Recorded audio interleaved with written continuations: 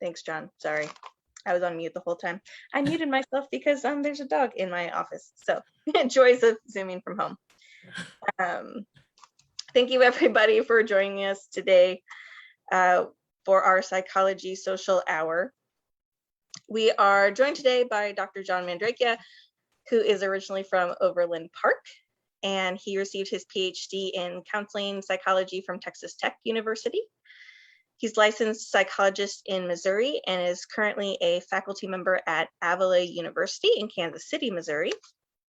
He's conducted multiple empirical research studies on the topic of suicide, focusing on things like understanding suicide among people incarcerated in prisons, identifying risk factors for suicide among adolescents, and gatekeeper training for college and university faculty and staff. In 2011, he was awarded a research grant by the American Foundation for Suicide Prevention to investigate a theoretical understanding of suicide among incarcerated adult males in prison. And as always, the Psychology Social Hours are meant to be education and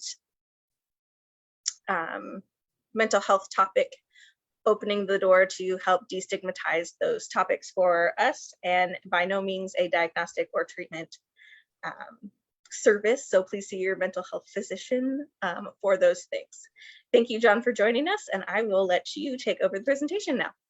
All right, thanks. It's my pleasure. Yeah, I really like talking about this stuff, and I appreciate you emphasizing the fact that, yes, these are not for diagnostic purposes. This is just kind of general trend level findings and more for informative purposes, but also to give some people ideas of what to do if they encounter themselves in a situation involving somebody who they think might be suicidal. Not, providing mental health treatment, but kind of like, what do I do if that situation happens? But it's also a mix of not too heavy research findings, but definitely some information that hopefully you all will find interesting. So I appreciate you having me here. I am going to start this presentation with a lyric video from a song. This is from Papa Roach. It's kind of like a metal, it's described as rap metal kind of. So if you're familiar with this song, you immediately are hearing it in your head. And if you've never heard it before, you might find it a little strange that it's being played in a kind of more formal educational presentation.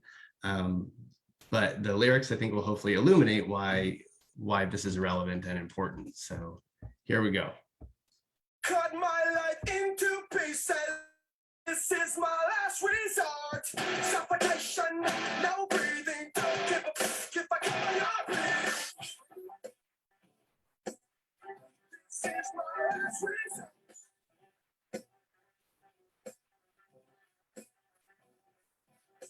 Cut my life into pieces. I reach my last resort. Suffocation, no breathing. Cut my heart bleed. Care if I stop bleeding.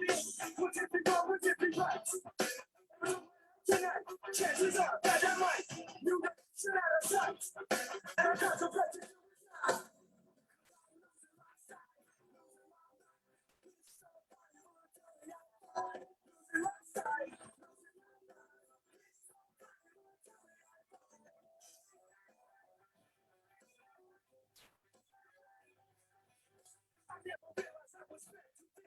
Till it was too late, and I was hit within. Chaos and living in sin. Devil spiral, where do I begin? Starting when I lost my mother. No love for myself, and no love for another. Searching to find a level for the higher level. Finding nothing but questions and levels.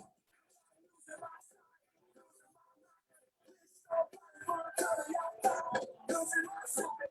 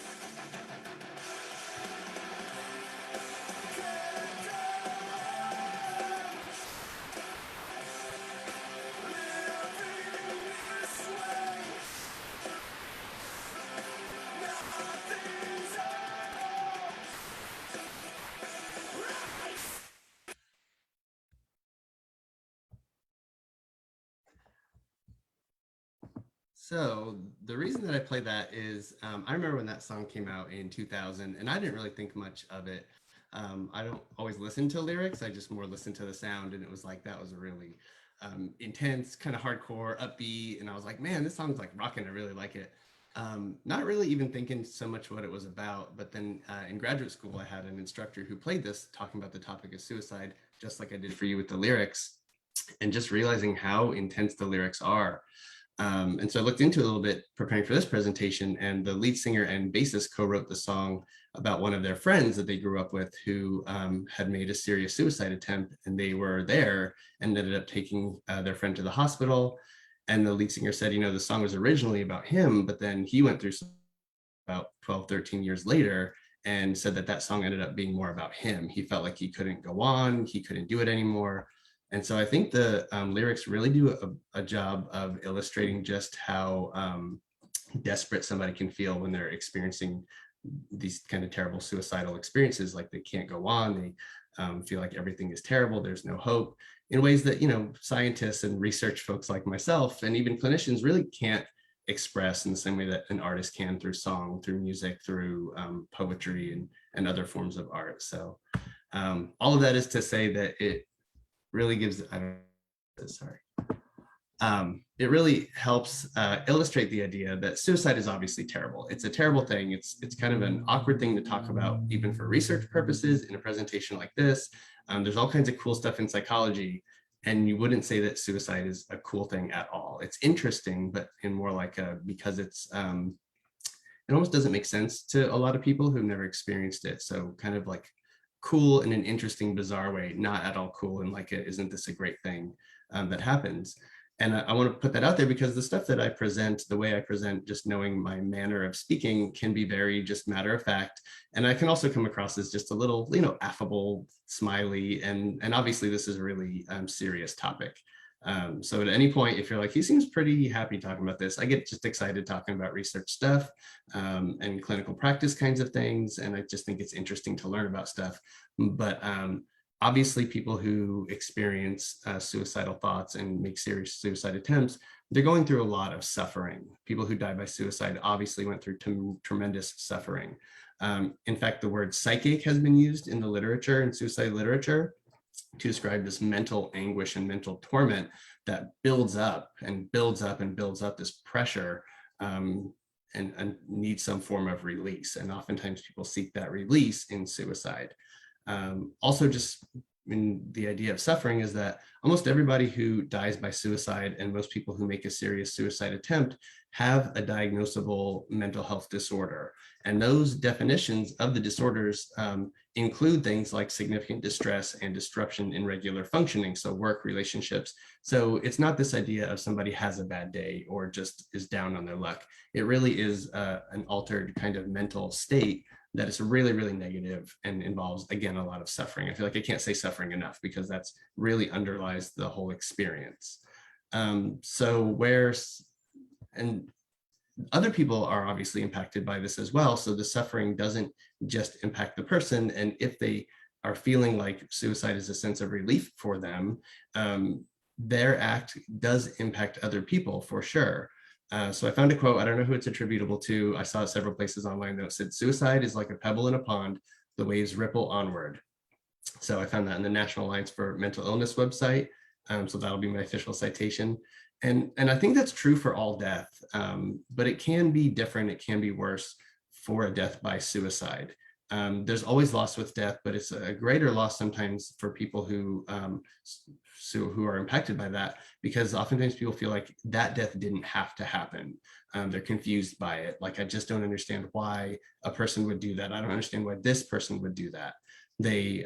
Survivors of suicide will oftentimes blame themselves, even if indirectly they'll say things like, oh, the signs were there were cries for help, I just wasn't paying attention, I didn't notice, I should have done something to stop it, I could have done something if I were just paying more attention, or if I had just done this.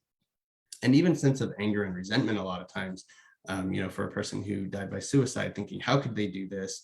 You hear people say like it's an ultimate selfish act. So you hear a lot of these ways of speaking about somebody who dies by suicide. And so the suffering that the person felt is also felt by the ripple extends outward, all the people that they knew and were affected by it.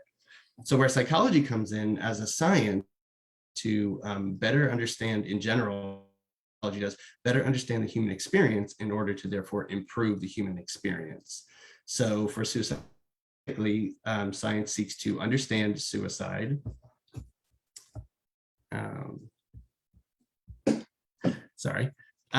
Seeks to understand suicide and to better understand it, therefore explaining it, and enables us to predict it, with the idea being that if we can predict it, then we can hopefully prevent it.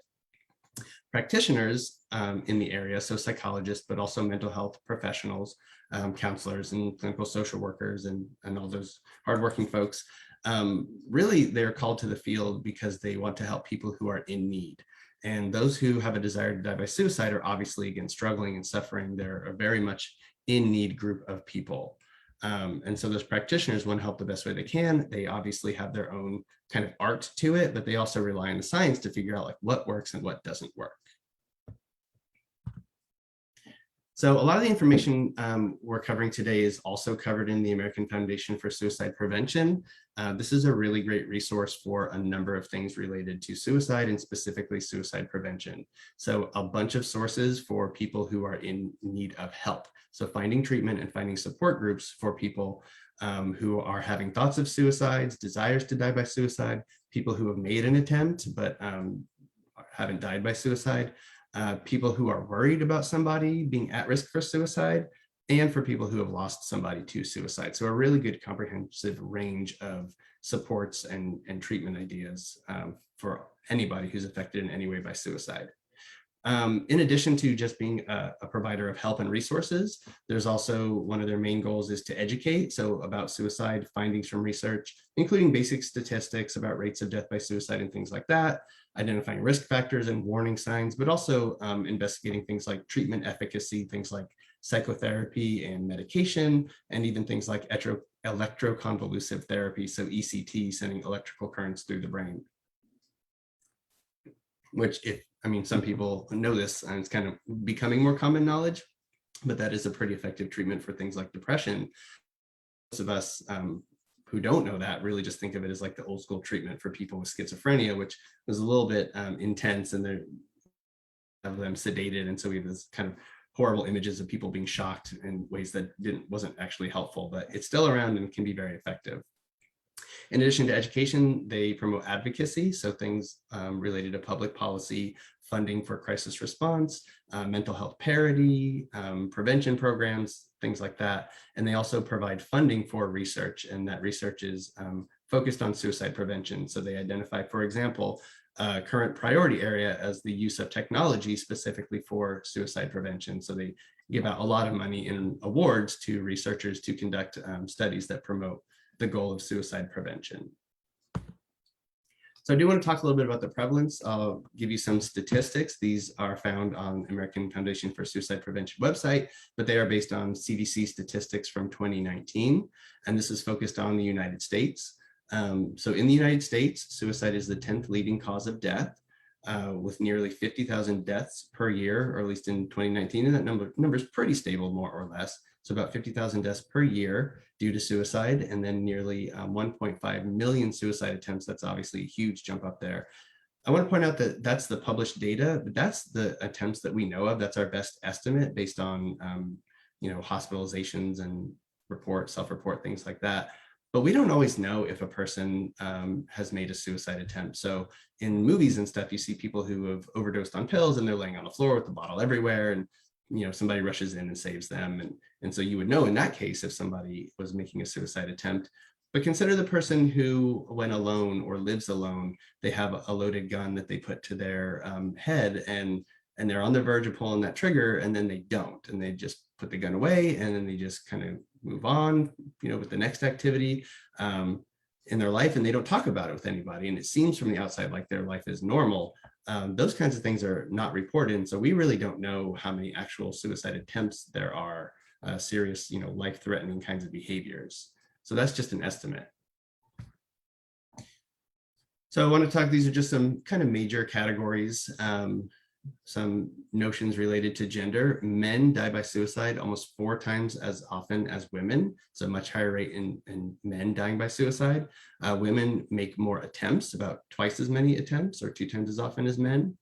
And then also related to gender, the research is newer in this area, but sexual orientation and gender identity minorities, so LGBTQIA, for those who don't know, that's lesbian, gay, bisexual, transgender, queer, questioning, intersex, and asexual. And then there's other identifications too. This is just kind of the current standard that research focuses on.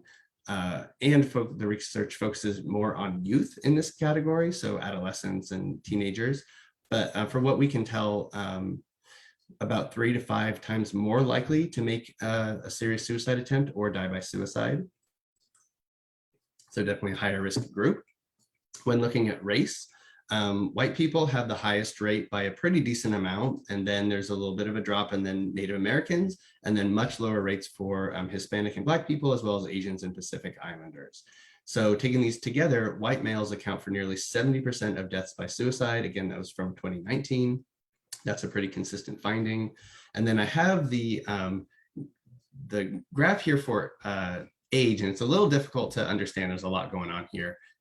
So I kind of just trying to summarize what's going on here so you can look at it and see the gaps I'm talking about.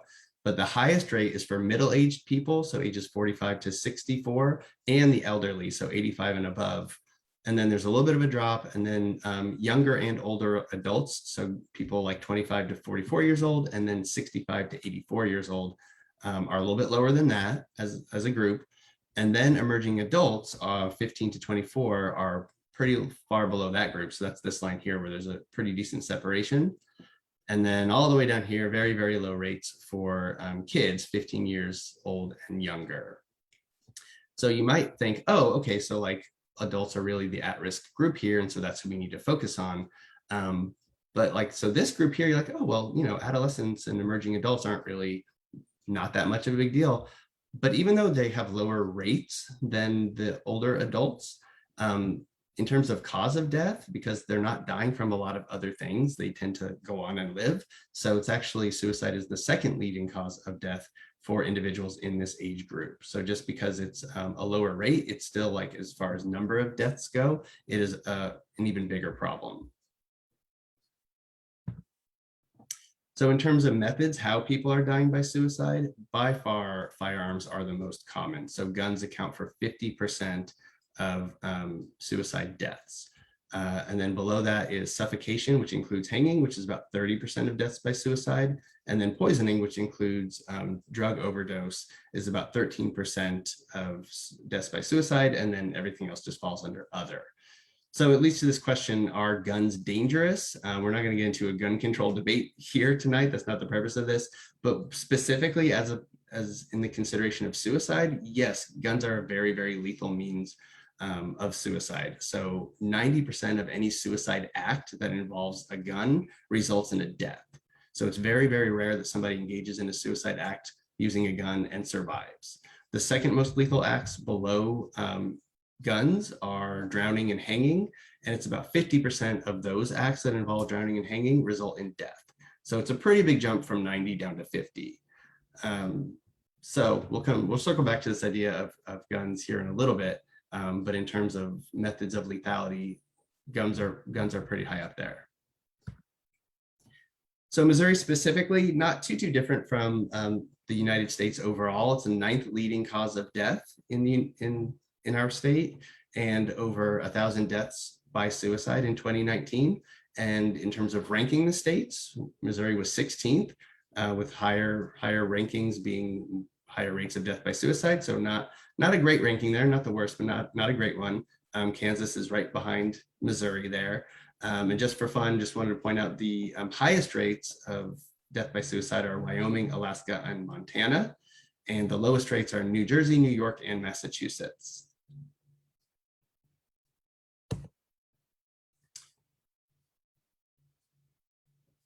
So the basic approach to prevention, when we start talking about prevention, it seems to prevention for anything, not just for suicide, but when we talk about prevention efforts, a lot of the problems like health problems and behavioral problems like crime. It's the same approach of let's identify risk factors for these negative outcomes. We're looking for markers or indicators that a problem might occur. So when applied to suicide, it's basically what factors are correlated with suicide.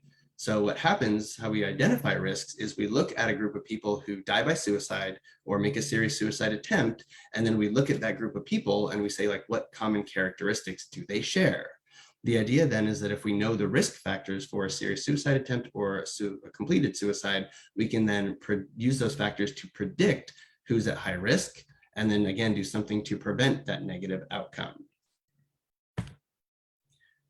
So here's major groupings of suicide risk factors. Obviously, mental health. So people who die from suicide or make serious suicide attempts oftentimes are diagnosed with depression, particularly with experiences related to hopelessness and loneliness.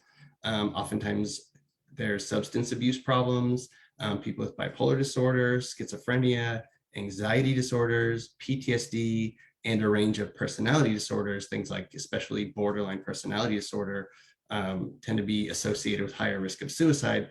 But really pretty much any mental health issue is associated with some increase in suicide risk. Again, people who have diagnosable mental health conditions are oftentimes experiencing pretty significant distress. And so again, that leads to that idea of psych ache, the mental anguish. And so there's an elevated risk for suicide. In addition to mental health, physical health issues tend to be associated with higher risk for suicide, particularly more serious and chronic health conditions, and especially those involving chronic pain. We talk about, psych ache being pain, anguish. Physical pain is obviously really aversive too. So chronic pain can be associated with higher risk of suicide, as does traumatic brain injury. There are environmental factors that are associated with high rates of suicide. For example, access to lethal means, again, firearms, but also drugs, dangerous kinds of medications sometimes. In addition to that, prolonged exposure to stress, bullying, harassment, abuse, neglect, divorce, financial struggles, loss of other people in their life, or some other kind of significant loss. All those things would be considered like, the more distressing those stressful experiences are and the more chronic they are associated with higher risk of suicide. And then exposure to suicide is actually a risk factor for suicide. And you probably heard this before, maybe you haven't, but either in your personal life, knowing somebody who has made an attempt or died by suicide, especially somebody who's died by suicide, or even like a graphic or sensationalized account of suicide. So a celebrity or even a fictional character from a show or a movie or something like that, just a graphical representation of suicide can be a risk factor for suicides. And let's remember this one because we're going to talk about it a little bit more later here in kind of what I think is an interesting way. And then finally, historical factors that can be elevated risk factors for suicide.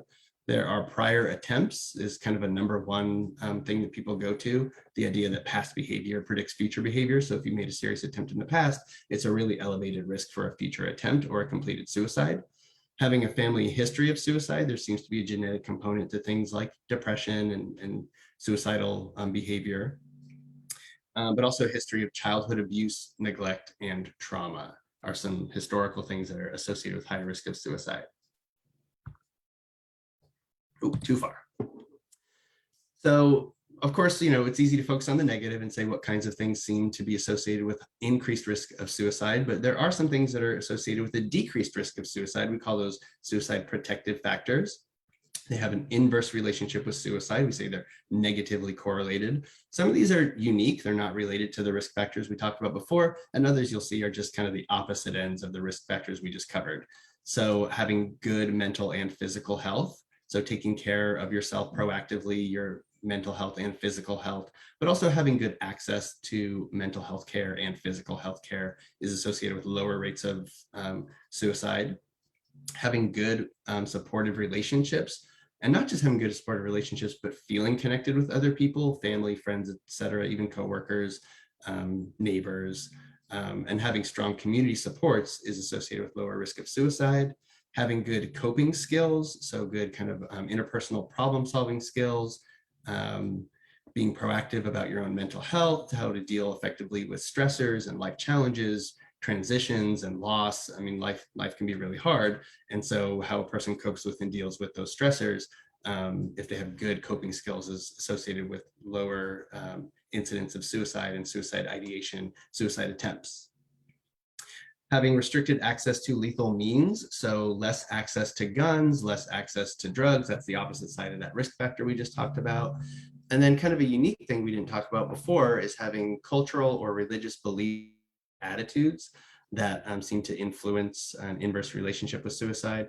And so obviously, beliefs that strongly discourage suicidal behavior, see that as an unacceptable option, but also just having cultural beliefs and attitudes or religious beliefs and attitudes that promote positive self-esteem and connectedness with others are protective factors against suicide.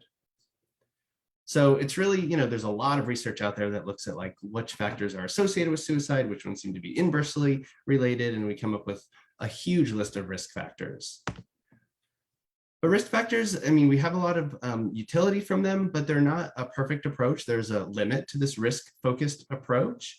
And I think it's pretty obvious when you start thinking about how these risk factors are categorized. So people like checklists. People like checking a box for risks of suicide. Do you have depression? Yes, no, check. Do you have a serious medical issue? Yes, no, check. And that overlooks a lot of really important information. Two people who check a box yes for depression could have very, very different experiences in terms of severity of their experience, but also the chronicity of it. Is it how long, how short? So you miss a lot of really important information when you just categorize people in this group or that group. And also, many of us have heard this before, but correlation does not imply causation. So just because something is identified as a risk factor does not mean that it's a causal mechanism for suicide. So having access to a really lethal means of death, like a gun, is associated with higher rates of suicide. But obviously having access to a gun doesn't make you want to die or doesn't make you use that gun in a way that harms yourself.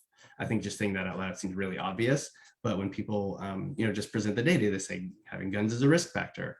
But you need to realize that that's not a cause, obviously. Being 85 years and older is at higher risk, but being 80, 90 years old doesn't cause you to have suicidal ideation or make an attempt.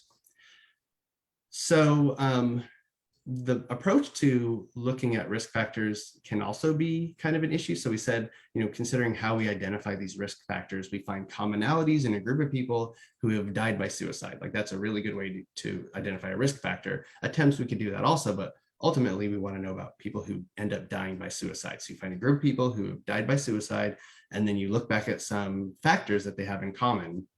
And then we say, well, those are predictive factors. But what if you go the other way around? So what if you start with a group of folks who have that risk factor and then go on to see how many die by suicide? So for example, when you work backwards, you say of all the people in our group, that this group of people we found information about who died by suicide, 50% of those people died using a gun. Therefore, guns seem really, really dangerous. But what if you do it the other way? What if you look at a large group of people who own guns and say, do 50% of gun owners go on to die by suicide? Of course not. It's a much, much, much smaller group of people. So when you get the risk factor and move forward, you realize it's not as powerful of a predictor as when you do it the other way and find the end goal and then work your way backwards. All this is to say that we have a list of risk factors that we deem to be the best risk factors. But just because they're the best we have doesn't mean they're very good risk factors. It's really difficult to predict human behavior. I'm not saying researchers have not done a good job. People are just not very predictable.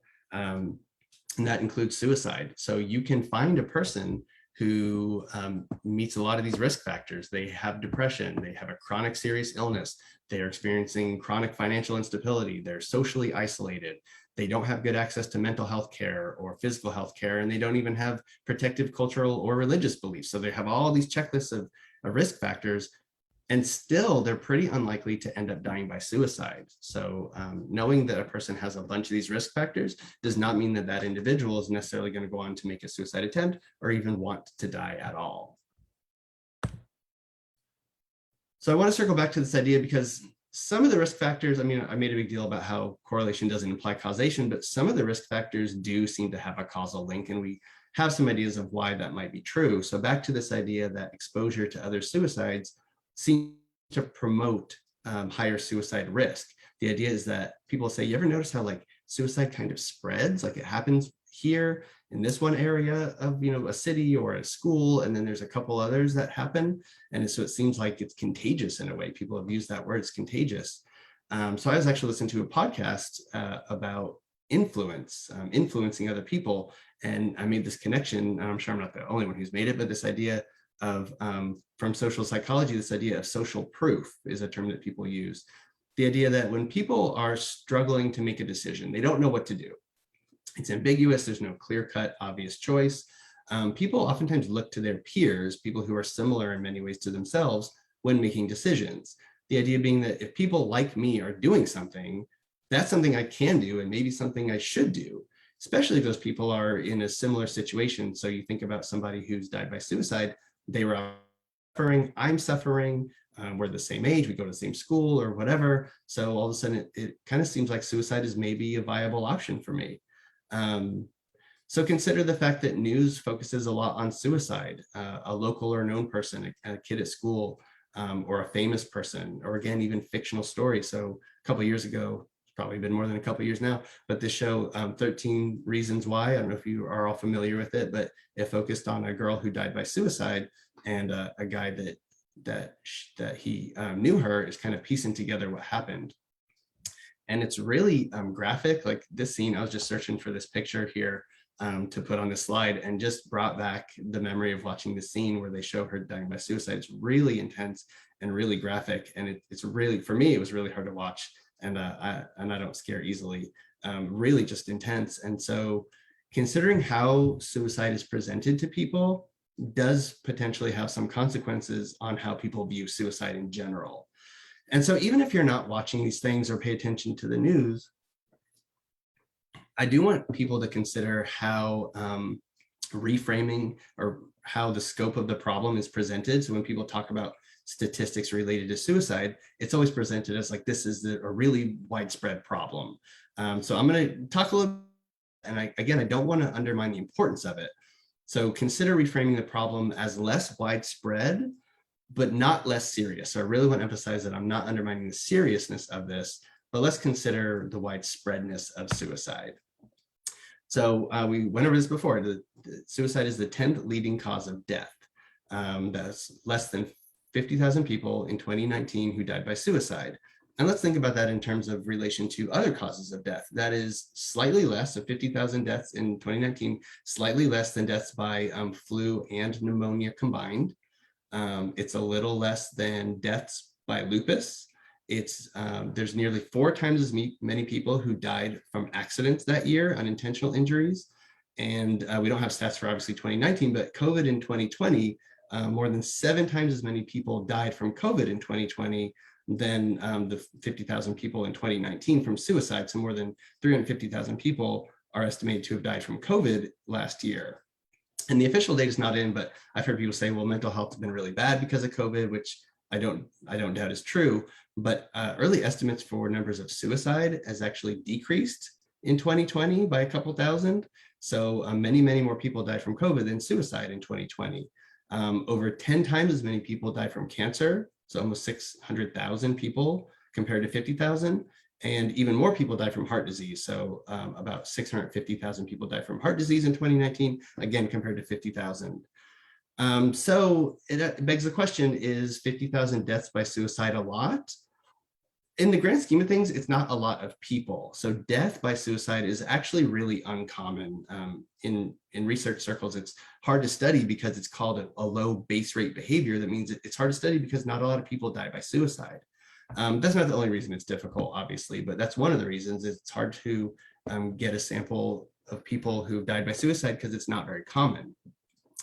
So is it a lot? No, but also yes, a lot of people are affected by suicide, even if the actual number of people who die by suicide is relatively low. And even though it's 50,000 people, I don't want to be dismissive about that. That's way too many. Like, that's preventable. That's a preventable cause of death. And again, it highlights this larger underlying problem of widespread mental health issues in the United States. So even if you're like, oh, well, 50,000 deaths isn't that much, it's not really a problem worth tending to. Remember that there's 1.5 million attempts. And then even more so than that, 12 million people reported having serious thoughts in the United States about suicide in 2019. So it's not so easy to dismiss 12 million people who are having serious thoughts of suicide. So it is a lot, yes. So this idea, should we reframe the scope? Should we be saying suicide is a widespread, everybody's experiencing it? Seems a little bit like a catch-22 to me. If you make it seem like it's really common, then you could portray this idea that maybe it's an option for somebody, again, that social proof idea. But then there's also less stigma, so people are more likely to talk about it and get help, which is, I think, why people present it as a widespread issue, letting people know, like, it's not just you. A lot of people struggle with ideas of wanting to die. So if you make it seem uncommon, maybe it inhibits that idea of social proof, seems less like a viable option for people. But then again, you increase the stigma and people are less likely to talk about it and get help, and that might actually drive up numbers of suicide or suicide attempts. So I don't have an answer here. It's just more something to think about. So sticking with this idea that some risk factors are in fact causal when others are obviously not. Beyond what's just associated with suicide, we need to know why people die by suicide. So things like hopelessness and the lack of connectedness we talked about before, and those do seem to be causal mechanisms for suicide. So we have some theoretical ideas of why people die by suicide, why they want to die. We don't know. Like, psychology is still a pretty young field. We don't know a lot of things. We have some really good ideas and we have some good research support.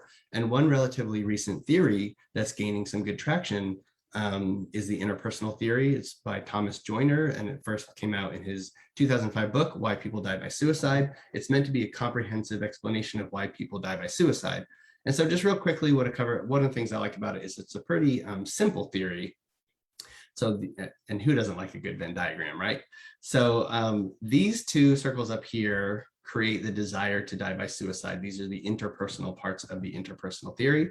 Thwarted belongingness, so these are perceptions, perceiving that I am alone, I don't have a belongingness, those good connections with other people, and this belief that I am a burden on other people as well, that people would be better off without me. And so the idea is that when those two things are really strong and in combination with each other is the most severe and intense desire to die by suicide. Joyner acknowledges that we do have an evolutionary mechanism built into us, that it is hard to harm ourselves. It is a survival mechanism for our species. So in my head, when I think about this, I think about, and I can't think of the movie specifically, but in my head, there's a vague scene of somebody who's obviously suffering and wanting to die by suicide, and they have a gun to their head and they're about to pull the trigger and they're shaking, and they kind of just have this like, I can't do it moment. And that's this protective mechanism that makes it so that people can't harm themselves. There are, let's see a chat here. I don't know if I should open it up. I think I'm supposed to wait till the end, although I'm really interested now. There's a, what was I going to say? Oh, so then down here we have people who can overcome that through exposure to life-threatening events or painful and what we call painful and provocative experiences. They have a capability to harm themselves. They can override that survival instinct. They're not afraid to die. Fortunately, most people who have that ability don't want to die. And people who do want to die don't have that ability, that capability for suicide. So really, this is the red flag group, people who have all of these factors. They have that strong desire to die by suicide and the ability to make a serious lethal or near lethal suicide attempt. There are other theories that are promoting understanding. I'm not saying that this is 100% right and it's the only one and everybody else is wrong, but it is gaining some traction. And I think it's particularly interesting. And it really points out the idea of like why there are people who are very, very, very depressed who don't have a desire to die and don't have that. And even if they do, why they're not completing suicide. So it's meant to be explanatory. Okay, so this is all very fun to talk about, these kind of like general facts, general ideas, theory, but let's talk a little bit specifically about actually preventing suicide with an actual person in real life, because this happens to people more often than you would think. You kind of assume everybody in your life is happy and fine until you notice there's a problem. So what do you do? Well, first of all, identifying that there is a problem, and you're not going to follow the literature and try to be figuring out all these different risk factors. And again, identifying risk factors is not necessarily always a great way to find out if somebody's going to go on and make a serious attempt. but there are some pretty strong warning signs to look for. And so there's some general trends, watching what they say, what they do, and how they feel. When a person is talking about killing themselves, when they are talking about feeling hopeless or feeling trapped, when they are saying they don't have a reason to live, or they're giving up on life, when they talk about being a burden to other people, when they say they're experiencing unbearable pain, especially psychological pain, this idea of psych ache, those are pretty big red flags. Watching their behavior. So there are some behaviors that indicate an imminent risk: increased use of alcohol and drugs, so substance abuse, seeking information about how to end their own life, so doing online searches about ways to die, withdrawing from people and activities that they usually enjoy or engage in, visiting or calling people as a means of saying goodbye, giving away prized possessions, things that are very valuable and important to them, and obtaining a means to carry out their plan, so obtaining a gun, stockpiling medication or pills. And along with this, some emotional indicators as well: sadness, emptiness, and irritability, which are signs of depression. A lot of people don't realize that irritability is a sign of depression. We usually just think of depression as sadness, but also anxiety, apathy is a big one, a lack of caring or a lack of interest in things.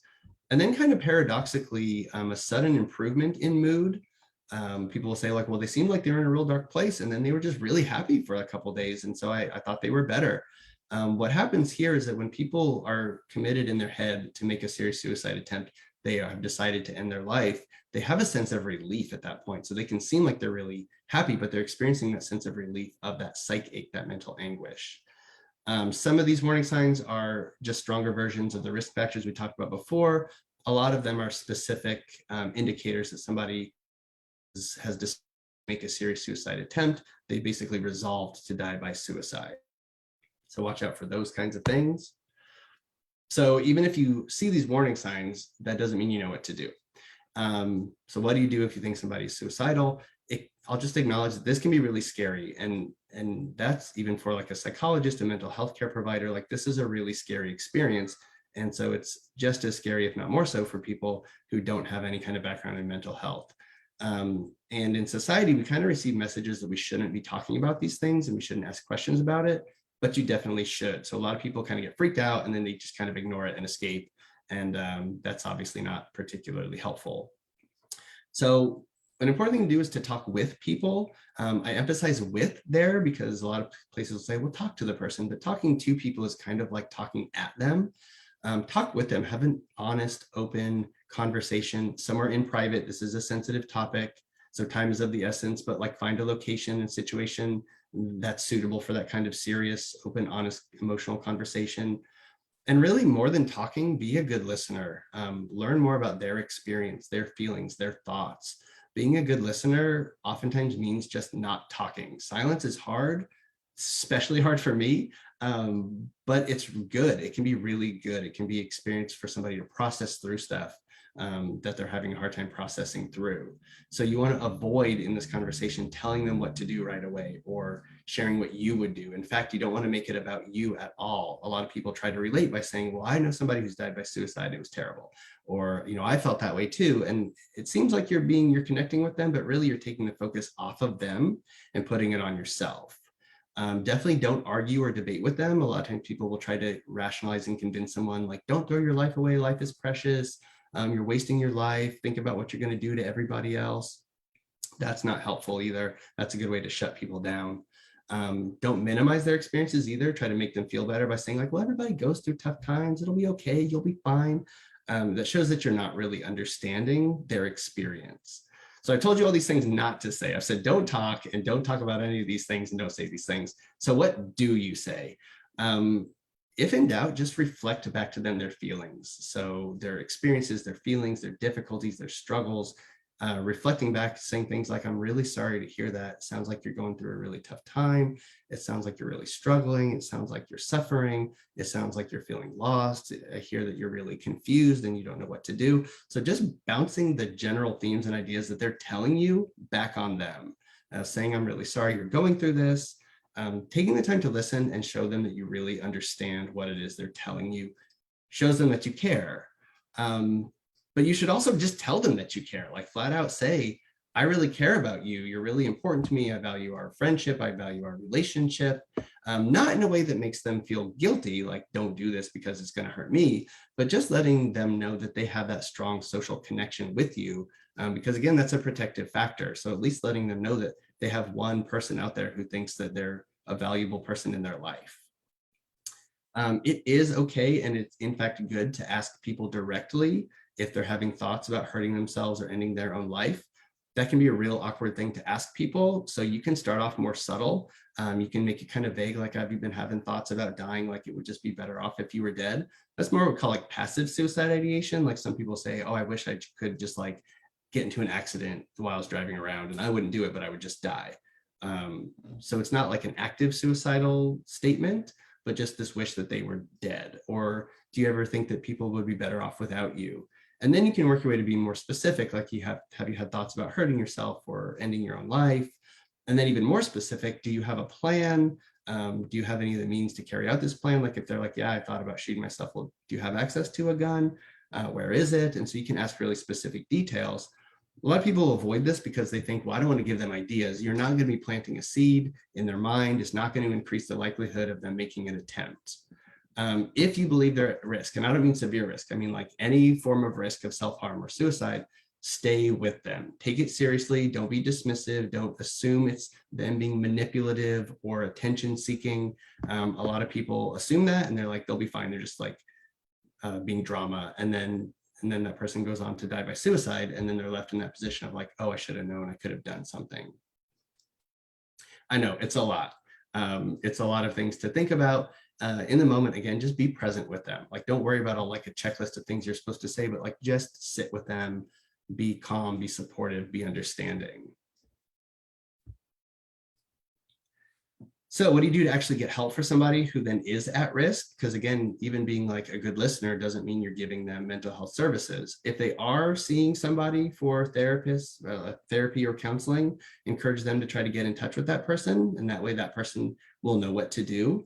But again, stay with them until they're done. So if they call and leave a message or send a text and you're like, well, we're done there, stay with them until they actually get in contact with that person, with their mental health care provider. You can always encourage them to call or text a crisis hotline. So I have it listed on the slide here. I don't remember things like this. So like just having your phone and Googling really quickly, like suicide hotline, will come up with these kinds of resources. I would not recommend, because you could take somebody to like a mental health crisis center if you know where one is that provides that kind of crisis service. If that's true, offer to take them, go with them. But most people don't know where those are. And for example, I just Googled it today, Mental Health Crisis Center, St. Joseph, Missouri. And the first thing that comes up is the Northwest Missouri Psychiatric and Rehabilitation Center. If you are not familiar with that, that is a forensic hospital. It's a secured forensic unit for people involved with the justice system. It is not like you can walk in off the street and say, I'm in a mental health crisis. You have to be placed there by the courts. So unless, again, you know of an actual place where you can do that, oftentimes if you want to take them somewhere, go to the emergency room. So Mosaic has a behavioral health unit. And so that's the kind of place where you would want to take somebody if they really need that kind of intervention. If they won't do any of the stuff and you think they're really at risk, and especially if they begin engaging in dangerous, life-threatening behavior, to save their life, it's a good idea to call 911. And that can feel really bad because they might beg you and threaten you and say that, you know, you're not a good friend or you're a terrible person, you're trying to get them in trouble. But to save their life, if all these other things aren't working, 911. And I want to say that all these things are about helping other people. These things are about helping you too. So if you're experiencing thoughts, desire to die by suicide, find somebody that you can talk to, that you trust, that you feel like is going to be supportive. Find anybody really and tell them. But you can have any of these resources for yourself. Take yourself to the ER. You can call 911 if you really think it's a crisis for yourself too. It can be really scary. You can feel very vulnerable. But opening up to people really is like the path to having that connectedness and that healing. So when we talk about, when I was putting this talk together, I was thinking, okay, all the stuff that I talked about, risk factors and what do you do when somebody's experiencing suicidal thoughts, desires, making an attempt. But true prevention of suicide is not dealing with people who are already about to die by suicide. That's really what we call secondary prevention, on people who are already at risk.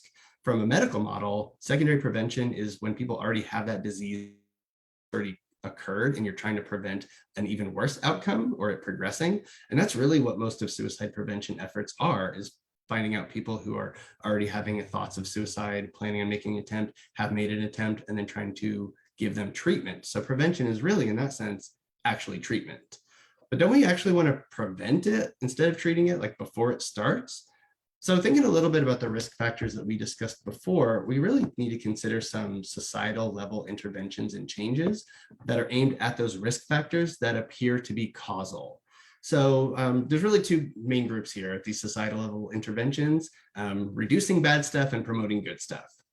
So reducing bad things, anti-bullying campaigns, anti-stigma campaigns for mental health suicide, providing financial assistance programs for people with housing instability, substance abuse prevention programs and policies, and then policies, campaigns, programs to reduce discrimination, marginalization, and prejudice against LGBTQ IA individuals, especially adolescents.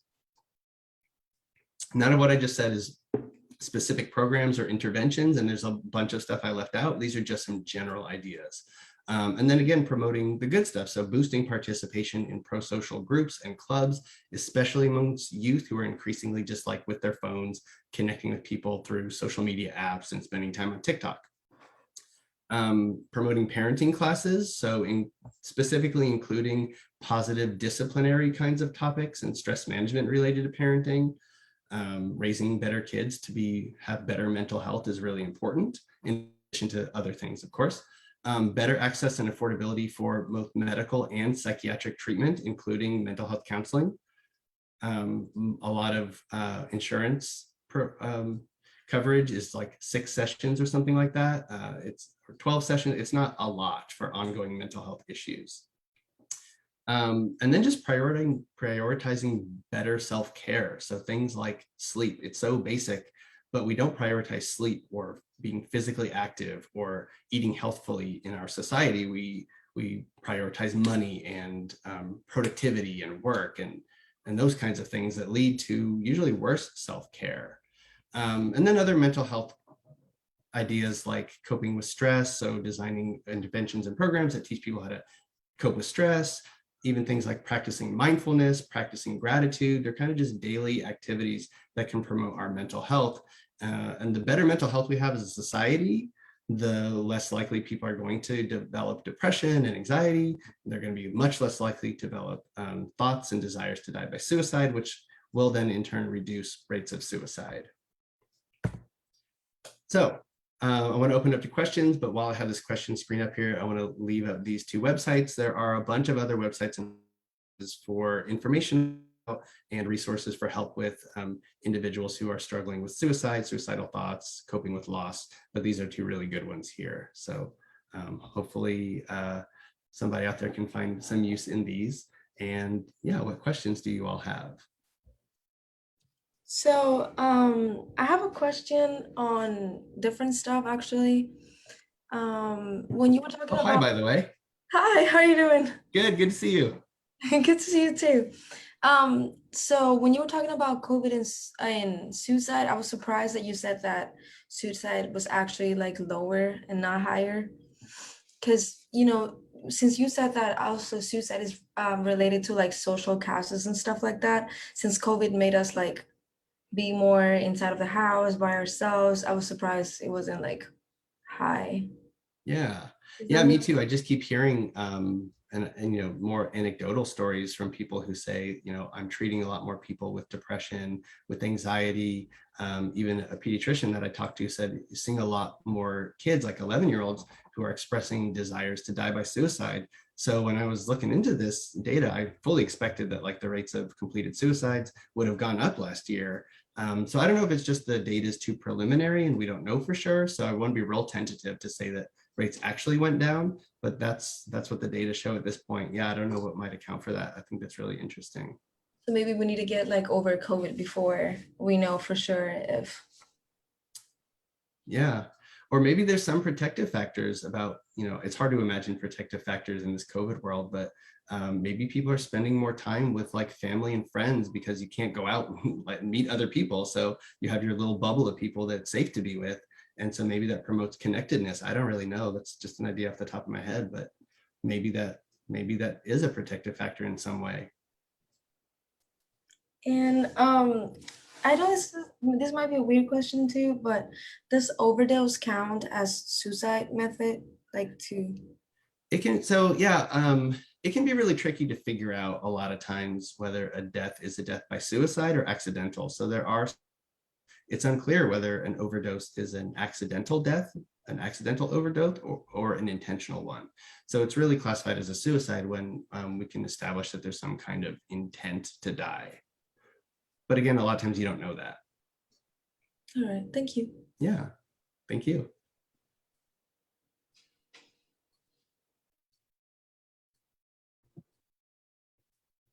Well, I had more questions too. Okay. So this is like a topic that in my country is not like really treated like really often, and depression as well. So I never understood like what like small cuts mean and stuff like that, like on your wrist or your leg, like if there's a desire to like end life, then why don't take like the fastest method ever? Yeah, that's a good question. There are people that harm themselves without an intent to die. There's a lot of self-harm behaviors that are non-suicidal. They call it non-suicidal self-injury. And again, it's hard to tell sometimes what the intent or purpose of that self-harm is. But I think specifically your question is, what if a person does want to die by suicide? Why wouldn't they just go straight to the most lethal means? I think it has to do, one idea is that theory that we talked about, that acquired capability, it's really hard to do something that's really destructive to yourself. So it kind of can start with like, smaller cuts. So just kind of getting used to it and building up that tolerance, I think, to self-harm and pain can then promote or lead to more drastic cuts, deeper cuts. So a lot of times in my head, it's popping up like they're starter cuts in a way for people to build up that acquired capability, because they can't just, go ahead and like cut themselves really deep. Like they have that mechanism that stops them from doing that. Thank you. Yeah.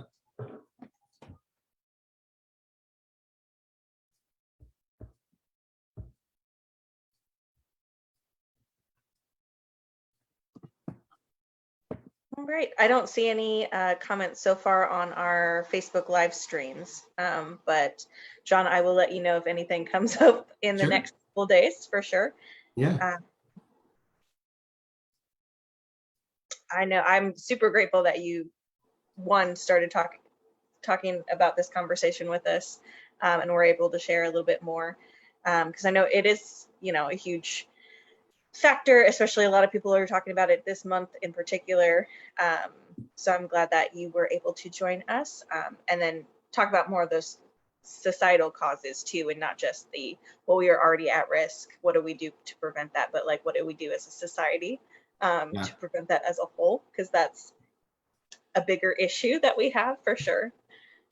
Yeah, I think with we tend mental to health focus on individuals a lot when we look at problems, Yes. but we should step back and think about like what's causing the problems in all these individuals. And that's obviously harder to do.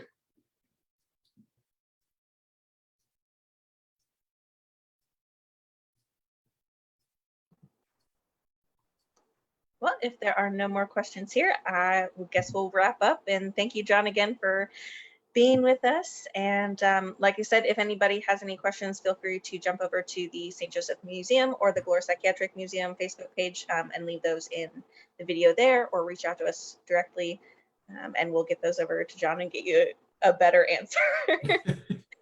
Thanks so much for having me. I appreciate it. Thank you, guys. Have a good night. Bye. It was really interesting. Thank you. Thank you so much. I appreciate it. Good to see you again. Good to see you too. Bye. Bye.